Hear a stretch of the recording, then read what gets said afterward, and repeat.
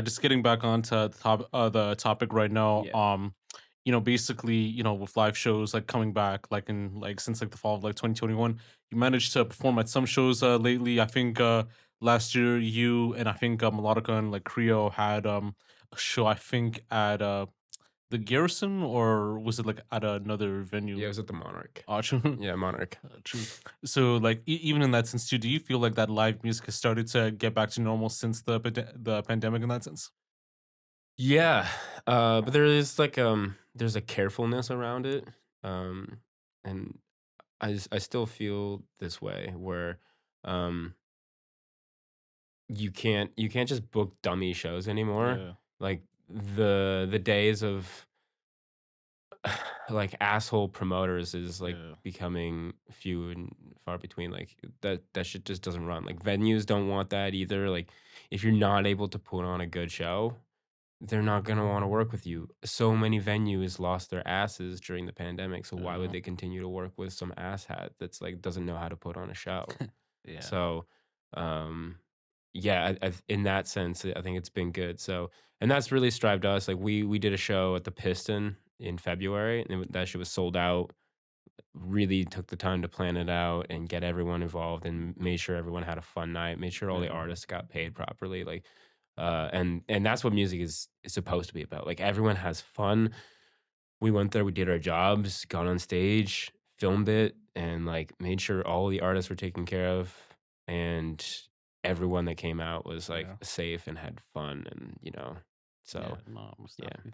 Yeah, because I know like even with certain venues too, like they do put on for certain artists too, and for the promoters, like for small artists, for like small promoters, like, and it's even evident for the small venues, not more so like the big venues, like let's say like a Garrison or like the Phoenix Concert Theater, because like a lot of them they'll have like these shows, like, but is there like an incentive to kind of get the room going to kind of put on for some people, and like others don't really want hip hop like at certain shows too, like on how strict with the insurance and everything too. So even with certain artists that don't even merge onto that sound, like it's even like hard to even book those venues too. So I do feel like they are kind of playing politics and only putting like the big promoters like on the side too, like Rap Season, Embrace, Live Nation, MRG Collective, and with the smaller promoters and the smaller people like that want to like have those shows, it's like a process. It's like kind of like a whole like call ticket. You're gonna have to take this call ticket number and then wait like maybe like 2 to 3 years or maybe like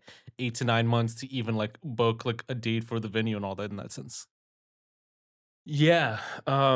For smaller venues, a lot of the time they'll give you kind of like the Piston gave us a day on like a Thursday because they're like, Friday to Saturdays, those are our biggest days. Like, don't take that away from us type of deal. And we don't know you. But once you start establishing yourself as someone that can put on shows and good shows, then the venue is gonna want to work with you, right? Yeah, So, you're having a little bit yeah, you just gotta build your cred yeah, a little bit most more. definitely. And what have you missed about like live music? And like when it comes to like the whole like live music aspect since the epidemic, like what did you miss about it? Oh, it's so much more fun to get out there and like you could write a million songs and then have like a million people on TikTok that fuck with you.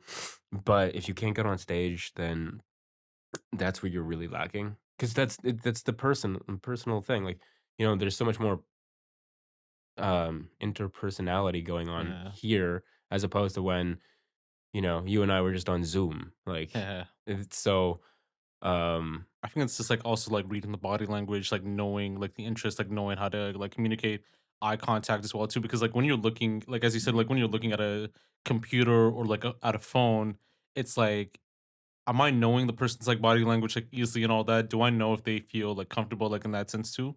Because like even in that sense for live shows too, because when you go to a live show and perform, like you definitely know that the artists or like the people like in the crowd might feel comfortable, like they're enjoying the night and all that.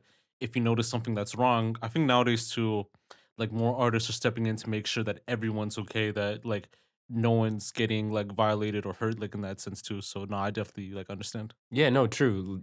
Like I said, like when I'm there at the show, like everyone's there to have a good time, make sure of that. But then on stage, like I like to go crazy. Yeah. You know, I've blown blood vessels on performing and Oh, stuff, and like my set gets really intense. But I always make sure that like everyone's cool with like all the stuff that I do, and like no one ultimately like got hurt or anything like that. But yeah, and I mean, it's so much. It's just so much more of a like a next level. Like that helps make you a better artist. Like, you can really find out who you are, especially if, like, the crowd does not fuck with you. Like, you're at like, I've done, like, metal shows, rock shows, just all types of shows, and it's like, if the crowd is not there for you and you're opening up and they're not fucking with you, you gotta make them fuck with you. Like, yeah, "Yo, from the back of the room, come to the front." Like, I'm not gonna, like, spit on you or yeah. anything, you know? Like, you know, Yeah. it helps, like, just boost yourself up, like, you No. find out who you are.